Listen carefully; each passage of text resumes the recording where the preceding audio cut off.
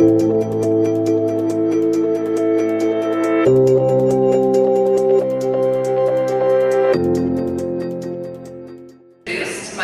immediate left is Hal Singer, Panelist. We have Jim Long with local DTV.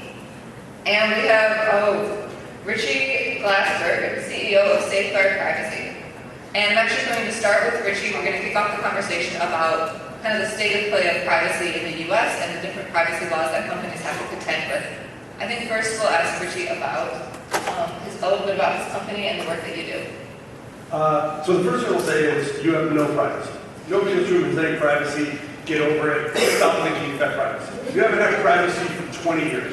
Sure. In the offline world, you've never had privacy. You've had your data bought and sold 1,000 times a day between lists, between credit cards, so just get over it. The other thing I'll tell you is if you have a listening device in your home, you are an idiot today. I'm serious, you are. Until they get real regulation on this stuff, you're out of your mind to have that in your home. But why is this an issue now? And why is this not going away? Because it's gotten creepy. You had no idea how many times your credit card data was bought and sold, and your data was bought and sold, and the list and your information. You had no idea what Polk was doing with it. You had no clue. So you didn't care. The internet has changed that, right? You know, I've been in this business for 35 years in media, 25 years in digital, and the truth is, in the last 10 years, the automation, or programmatic as some people call it, has made it so creepy that it has infected your life. And that leads to the pendulum swinging. And we had GDPR, and GDPR is really an opt-in, and nobody opts in. And GDPR covers kids of all ages and covers the employees in your company, and is very strict, and it's a 4% total global fine to your company. So then we had a ballot initiative of a very rich real estate person in California that almost passed. And because of that, the California legislature in 7 days passed a law called CCPA. And that is opt-out. And now Nevada's passed a law. We have approximately 27 states that are going to pass laws in the next 18 to 24 months. You're going to end up with 30 states looking like CCPA, 20 states looking like California, looking like Washington, like GDPR. It is going to be a disaster. If you walk back to your company and you fly back on a Monday morning, you hear anybody in any company that you work for say, we don't have to worry about CCPA and the laws. Get them out of your company immediately. Fire them. Privacy laws are going to be the new viewability and transparency for anybody in digital and anybody that has any data on any consumer. Wake up. How's that? Okay, well, that was great, and I think optimistic start to the conversation. It's not optimistic, but it's real. I'm going to have a conversation with my husband when I get home about the Google Home currently in our apartment. Perhaps we will be moving it out of the apartment. I do want to follow up on Europe's GDPR and California's Consumer Privacy Act. As a consumer, how are those affecting people's day-to-day lives, if you could? I mean, when I see, now it just seems like on a website I can just click accept cookies, and now I get emails saying from every company, some that I didn't even realize had my data, oh, we've updated our privacy policies. Okay, one last rant. Unintended consequences. You have to give them their data. You have to verify that it's a person who did it. I can see me afterwards. I can send anybody this, the article about this. There are companies that are trying to do the opt-out for other companies. We don't touch any of that. We built a privacy compliance company for the GC to manage your efforts. We literally built a TurboTax privacy compliance for companies to manage your efforts, and we're agnostic to these tools. This company, these people in California on January 2nd, asked for the data. The company that is supposed to be protecting your data asked for a picture of the driver's license, front and back, asked for the phone number and a copy of a utility bill. They took 20 times more personal information than the site that had that click on the thing. we've already seen this in Europe, that the loss of your personal information from verification from scammers is massive. And it's your fault. You're a company, you have data, and you're being asked to give it back by this poorly written law. And if you don't put the work in to verify it with the right company, you've now just created a bigger problem. And in California, the fines are not 4% of total. The fines are $7,500 per event per consumer. So let's say Hal and Jim and I ran an agency, and we bought 25 million impressions programmatically from anybody in this audience who was selling their impressions programmatically in California tomorrow. That would take about an hour. And we used, there's 50 companies in between that, and we used a location company named blank, I won't blame any of them, and they blew the consent string. You just incurred a fine of 25 million times 7,500 per in an hour. Wake up to the problem. It's going to affect every company in this room and every company in the digital ecosystem badly. The other big difference between GDPR and CCPA is California, which is a litigious state, you can have class action. They're lining up to file suits against you. And they're not going to sue they're not going to sue Ground Truth, which no regulator's heard of. They're going to say, Groundhog? I'm going to sue Unilever. I'm going to sue Cox Cable. I'm going to sue Pluto. They're going to sue somebody they know, not some little company that blew the consent string. Okay, I want to jump over to Hal for a minute, because one thing that Richy mentioned that I think is really worth highlighting is it's not just California or Europe. There are so many other states that are getting in on privacy. And I think part of it is because we're not seeing a ton of federal action. So how can you talk about what's happening in the states, the federal action, and just kind of the state of play of privacy in DC? Right. So I think it's going to be sloppy and messy how we get there, but we needed federal regulation, and unfortunately the only way we can go is for the states to fill the void, and that's going to put a lot of pressure on Congress to do something. I say something that's not going to be a great shock, but the tech platforms dominate Congress as well. They have under a stranglehold. And so it's not surprising that nothing is happening in DC. But I do think that they're going to be forced to come to the table. And they're going to argue that because they're conceding that we ought to get some standard that's going to be less, or some average than the standard that's going on in California. I do want to point out, I want to say something that you guys might not know about the privacy, the California privacy bill. There's this rumor that's going around often on Twitter would suggest that consumers have the right to sue. And that was true in the bill, that was voted on, but by the time it actually became legislation in California, the private right of action by consumers was largely neutered. Most of the enforcement is going to come from the state AG. And what's crazy is that seems to persist, this notion that consumers still have some right to sue. It is true, but under a very, very narrow set of circumstances. And so it'll be interesting to see how that thing shakes out in the federal rules. Okay. Oh, okay, I was just going to follow up, and maybe we can go over the sticking points on federal rules. Because you mentioned private right of action, but there's another one as well that's kind of keeping Democrats and Republicans from making any headway on some kind of bipartisan, comprehensive privacy law. And what is that? I'm sorry. That would be the preemption of all the state laws that we're talking about. Yes. Because Nancy Pelosi said that. She said, I will not allow California to be sued by this. Right. So how are you going to get compromised? Right, but if the federal bill contained all the protections that are embedded in California, then preemption would be moot, right? So Obama, in the State of the Union speech in 2015, I believe he said we're going to have a federal data security law, right? And we had a Democratic Senate, House, and White House, and we have 50 state laws. So we've tried this before, they've never come together, and that's kind of similar, right? What's different this time is that there's tremendous pressure to get something done, to preempt this patchwork of regulations at the state level. I want to say one other kind of interesting thing to be on the lookout for in 2020 on privacy is which federal agency is going to be tasked with enforcing the law. It's kind of natural for us to think it's the Federal Trade Commission, right? But it turns out that a lot of people, like on the left, are worried that the Federal Trade Commission is captured by the tech platforms. And so the only way to actually get real enforcement would be to create a new agency talk, there's a report by University of Chicago group called the Stigler Center. It's to create what's called a digital authority. And that new agency will be tasked with enforcing, among other things, privacy regulation of the tech platforms.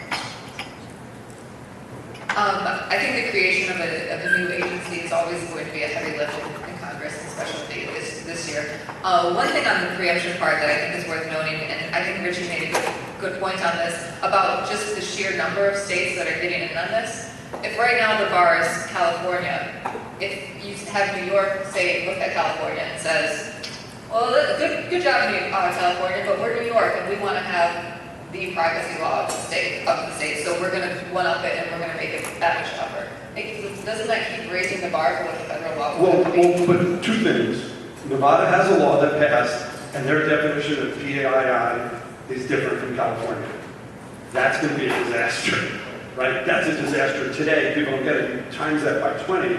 But the difference is if you have 20 states that say you have to opt in, 30 states say you have to opt out, how do you compromise on Well, that? don't you just go with whatever the strongest one is? Well, there's a lot of people that argue that. I mean, you know, how many consumers actually opt in? How many people even read these privacy policies on what's going on? I mean, this whole thing with the opt-out, with the person that tried to get the data for this company that was supposed to do it for the website, they were buried in the privacy policy. So you go back to another interesting problem is, can you simplify these policies, which are 10, 12, 30 pages long, into a paragraph?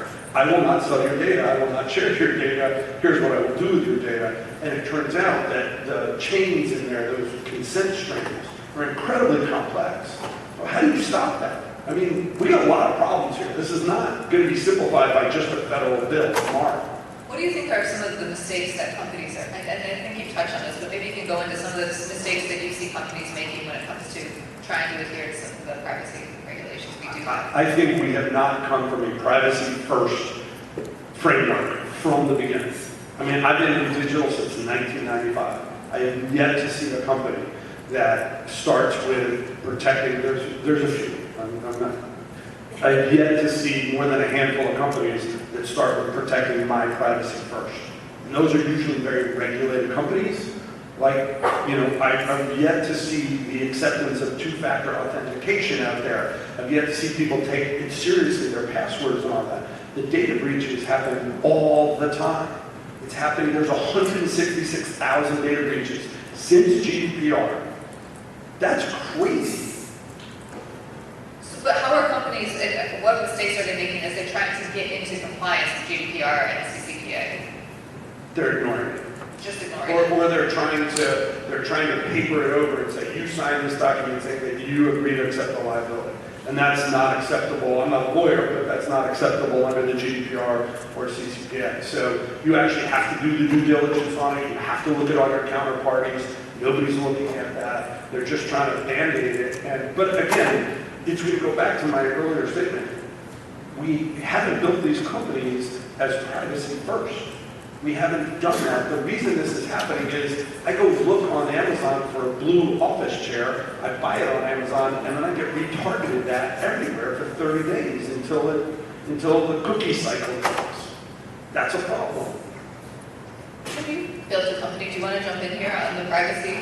Well, yes, I would actually. So we deliver antenna TV, i.e. local broadcast over the internet. So we're both live linear and digital. And our policy, because we're with a plumber, is very simple. We don't share data and we don't collect data. We know zip code and we do know what you're watching on what device. That's it. I mean, we have an email. And we do the credit card through a third party. We don't have any idea what that is. We will work with third parties, not only deliver the local broadcast signals to our app, but also we could deliver it to, say, Prime Video or Sling TV or something like that if they wanted the local Chinese religious cooking show or a CBS or whatever. Because we know everyone else already has all the data, so we don't need to have it. So to be frank, for us, we don't have to worry about all this, which is very complicated. So I like that position, and I feel sorry for everyone else that has to deal with all the all the. So do you sell targeted advertising, or do you make We money? absolutely, well, we don't sell it, we work with the network to provide over-the-top targeted ad inventory. And then either the network sells it, or a third party sells it, like Scripps, or Octane, or whoever. Or we also believe it will become a self-service platform too, just like Google AdWords, where Jane's nail salon in LA says, I want to put out an ad, but only on the ethnic channels and only in the San Fernando Valley, or something like that. So absolutely, we help facilitate that, and of course take our very small fee as the plumber, but we don't really get involved with why are they sending a diaper ad to that zip code or not. Richy, does that sound like it's? I love it. I mean, the issue, the breaking point for the whole industry is we've gone to address this promise of one-to-one advertising.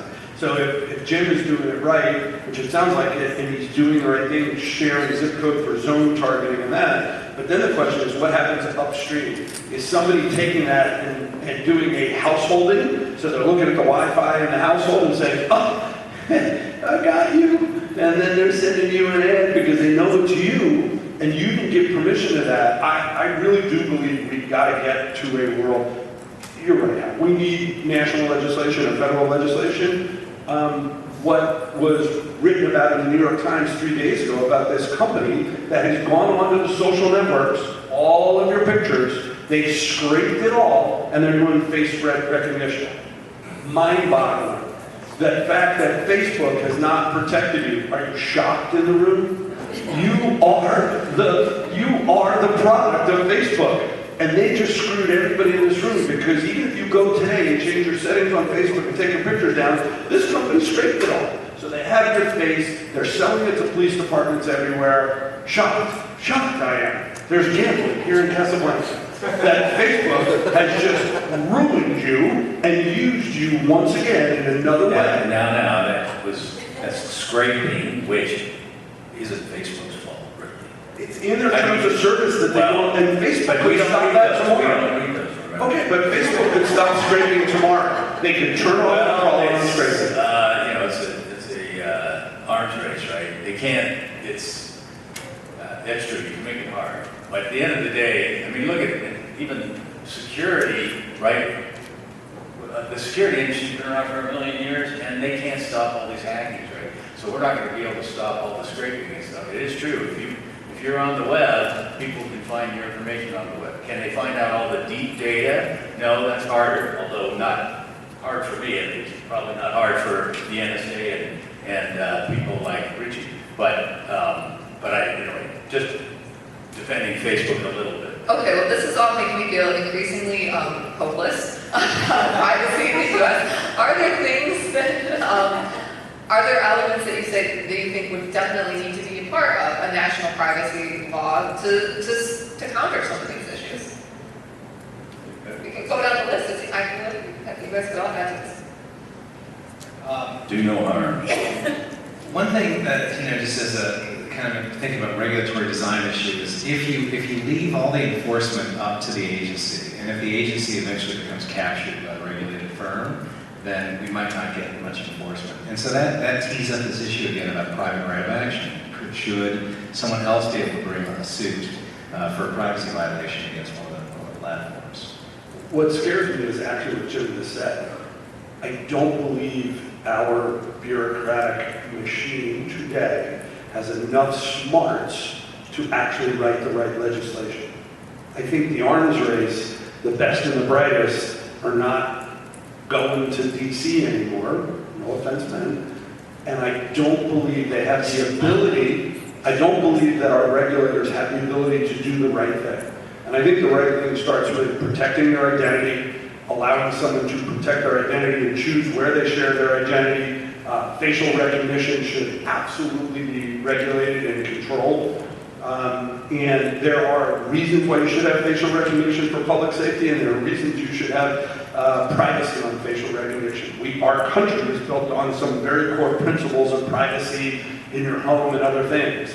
That's why I said earlier, take these machines out of your homes. It takes away all of your privacy. So I'm a little bit I'm a little concerned that we can't keep up with the arms race as a regulator, and I'm concerned that the entire business model of these massive tech companies, the FANG group, is getting your data, and they exactly what Hal said, it should be the FTC, but there are concerns about that. Elizabeth Warren is the last person that's created a new agency in the government, so it's been 20 years recently. It's hard to create a new entity. So I'm afraid that we're going to have a lot of friction over the next 10 to 15 years, and I don't think we'll have a federal privacy law in the next 24 months, no matter what Rothenberg and the IMD says. I don't think we have a shot at that. They can't decide what's for lunch in Washington, much less a federal privacy law. And I don't think they have the guns to understand what to write, which is scary. Jim, do you want to weigh in on the elements of the federal privacy law, or we can? No, I don't have much to say about that. And I think the issues are that, like for a company like Facebook, they don't have to share data to make a lot of money. They use the data, but they don't have to share it, and I don't think they really have. I mean, they've done some stupid stuff.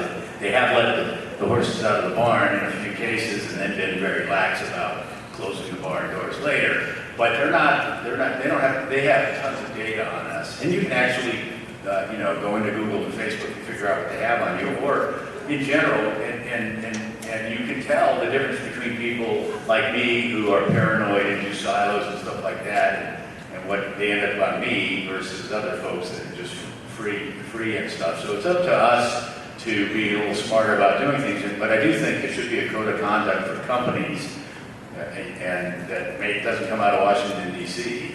That would be nice, and you get a gold star or something like that by some consumer group that says, hey, these folks follow our code of conduct or something. Well, when you were starting your company, did you consider, if we were selling this data, or we could do our own target advertising?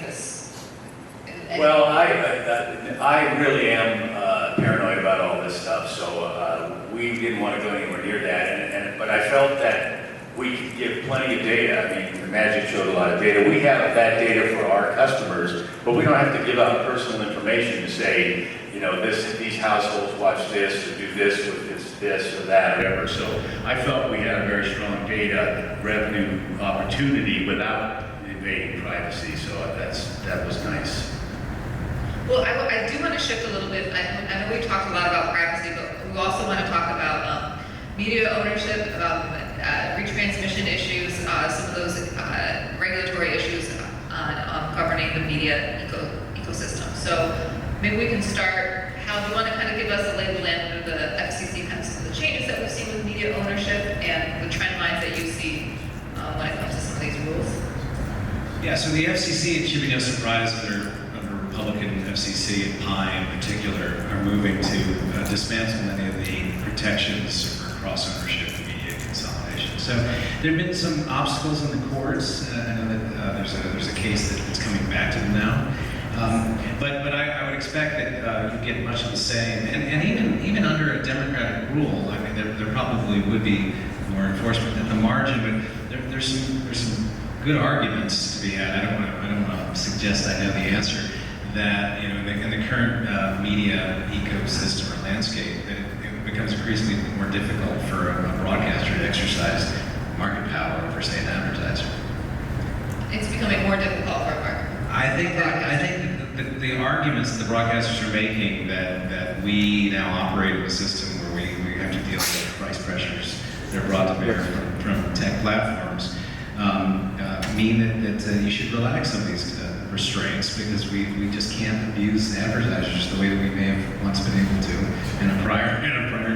I mean, now, isn't it silly that you can't own more than X%? You can't buy a station. You can't. It's like crazy. I mean, Facebook and Amazon and Netflix and all these guys reach anywhere they want to go with no restrictions. Does it really mean that if one people are taking advantage of a monopoly that we want to give it to other people? I mean, consolidation in broadcast has been good to shareholders. It's not clear it's been good to the public. And I want to also, sorry, did I get you on? No. Yeah, but I want to say, let me take off my economist hat for a second, because we only talk about harms that manifest themselves as price increases. So Granted, there are problems, there are potential problems from media consolidation that are completely outside of the scope of price increases to advertisers. You know, as Australia burns, you hear about Rupert Murdoch owning 70% of local broadcast and spewing out disinformation on climate change. And that's a problem, and it's not an economic problem measuring some harm, but it's something that society might want to care about in terms of diversity of viewpoints, in terms of information that's coming out. And Jim, can you talk a little bit about media consolidation and also retransmission, how that fits in with your business? Yeah, and I don't mean to pick on station groups, by the way. I think station groups are, at the mercy of the networks for some reason. But I do think the lack of local broadcast stations is a problem. And I don't just mean because we have 210 DMAs, it's because that's not enough. Okay, it is enough. But can't we have micro stations? Can't we bring back the Spearfish South Dakota TV station over the internet and then have it bleed into the broadcast waves? Those types of things I think will be great for the country and allow diverse voices to be heard. And that's certainly something we hope to facilitate by bringing the internet to broadcast, but we'll see. What is happening though is, broadcast is the golden, the goose that laid the golden egg. To some degree, broadcast is the source of 90% of TV, wherever you want to call it. Even YouTube calls itself a TV company, right? This is years ago they called themselves. Now, yes, there are videos and UCG and all that kind of stuff. But the bottom line is that with all this consolidation, and to some degree the networks are more powerful than obviously the station groups, the whole retrans thing, which has certainly been a nice thing to have. I think it's being, potentially killing the goose that laid the golden egg. And that's really, you see the battle, I think Peacock is a great idea. The idea of putting Seth Meyers and Jimmy Fallon on, without a window, I agree. That doesn't make a whole lot of sense to me. And I think companies like NBC and Disney and stuff, they're not really thinking in terms of let's keep our different business units healthy.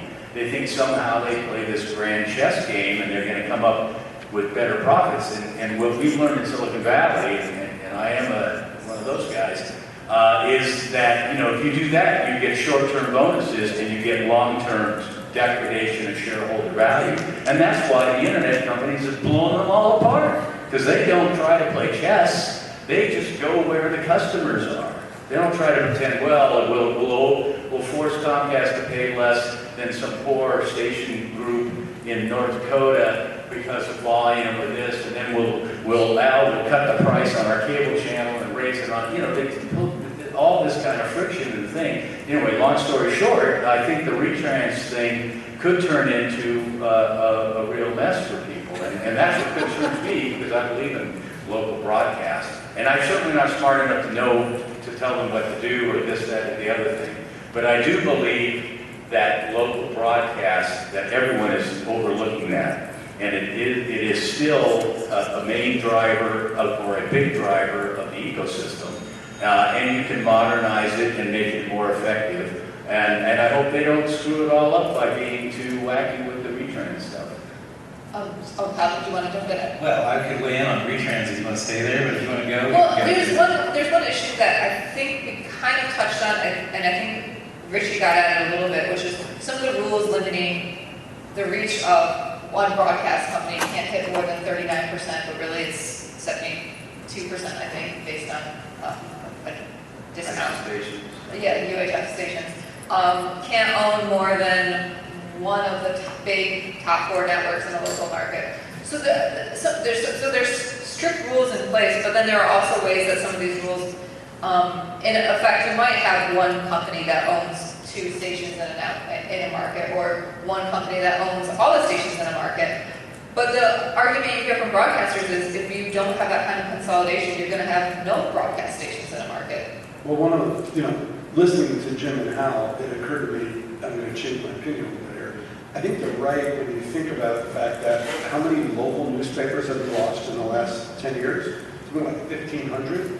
I don't think that's good for society, what Hal said. So I hope, and this isn't my area of expertise, it's just a lot deeper on the science, that these regulations don't stop local news from being local news, and that we can't just, you just don't want one hub where they're pushing it out. You want that local reporter in Sioux City going to the board meeting and the city council and figuring out corruption and figuring out good things. And I hope that the laws then don't kill that local newscast, because when I think about it, and I read the recent articles about local newspapers just getting ripped out of business, you hope that these laws don't ruin it. A good example of it is whatever it was, the fair reporting law that went away 30 years ago, where you had to have balanced reporting, and that was true because the broadcast stations used the public airwaves, but that's cable channel, it can't apply to them because, it's cable, private industry and all that. Well, that I don't think has turned out to be very smart,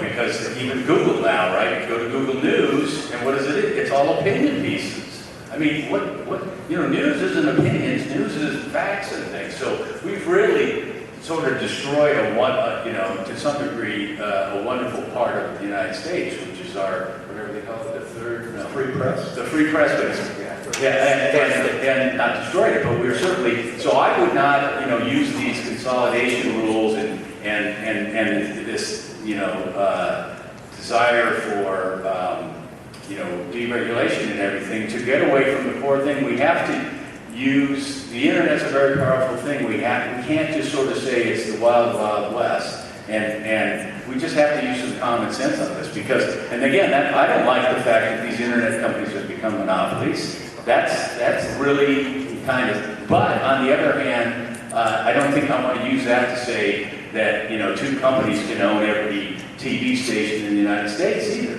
Right, so we have to have some common sense here and understand that there is a balance between all of this. Well, we're coming to the end of our time. I would love to take any audience questions if there are any. I will let you think for a minute if you want to come up with a question, and I'm going to go to Hal next on one topic that's similar, related to all this. It involves the antitrust division of the Justice Department. Back in May, they held a 2-day workshop on digital advertising and TV markets. And I think the DOJ has a traditional view of the local TV advertising market. They had this workshop. Do you think the DOJ is going to change how they view broadcast advertising markets? I would say that this DOJ has, again, it's not surprising, has a non-enforcement or a laissez-faire approach. And so I think that they would tend to take a more tolerant view towards media consolidation in the local market, and they would be more susceptible to these arguments that it's all one big attention market now, and a local broadcaster could not exercise power vis-a-vis an advertiser. Do we have any questions from the audience? Anticipated not? Okay, any last thoughts before? Oh, I'm sorry, Dennis, I'm sorry. I just want to know if any of you see any best practices amongst any of the media and entertainment companies today in terms of communicating their privacy policy that others can learn from. So Hal is correct. The Attorney General released 24 pages of regulations, which are not law, which is 6 times more complicated than the law that was passed and the amendments that were done. Most companies are not paying attention to that at their peril. So to explain, the law says you must have silverware. The regulation says you must have a knife, a fork, a spoon, a salad dish, salad fork, and all that. This is a California. This is California. And the regulation that the AG has written is very clear. You must make your privacy policies prominent. You must make them simple. You must put them all over the place. And I'm not seeing enough companies do that. I do think there are some people trying to do some really interesting things. And it's really a technological solution. So most people don't realize that the app portion of the world really eats the open web portion of the world. So in-app, it's literally tens and millions of apps. So the question is, the people that are doing the SDKs, people like Coachava, who's a very good tech company, they're trying to be forward-thinking in what they put into the SDK for the entire app environment, for the opt-out. It's very complicated in the app environment and how you do this. So I really think companies have to be very, very for thoughtful, I will say this again, I think privacy is the new transparency and the new viewability. I think agencies are going to demand it, I think consumers are going to demand it, and they're going to want 100% privacy, 100% transparency around that, and at your peril, if you go back to your company on Monday and you ignore this, this is at your peril. I think somebody's got a hand up back there. Okay, so GDPR, for example, is not just about the data they just know, right? It's about what you're collecting, what you're collecting, et cetera. So how do you balance good regulation with not stifling entrepreneurship? Because oftentimes, for example, the new financial regulations that came out 10 plus years ago, it basically made sure that Goldman Sachs was secure and that new startups in those industries were covered. I am such a fan of complexity regulation because I built the TurboTax privacy compliance. I want 50 states to do this, so it's great for me as an entrepreneur. So I'm happy as heck. But I think that's like a 2-hour panel to solve that. For me personally, I think this is great. Have as many regulations as you want. People are screwed. I'm here to help. I'm trying to take the sand out of the gears. Sorry. All right, I think we're out of time. Thank you so much for your attention. Thank you to my panel.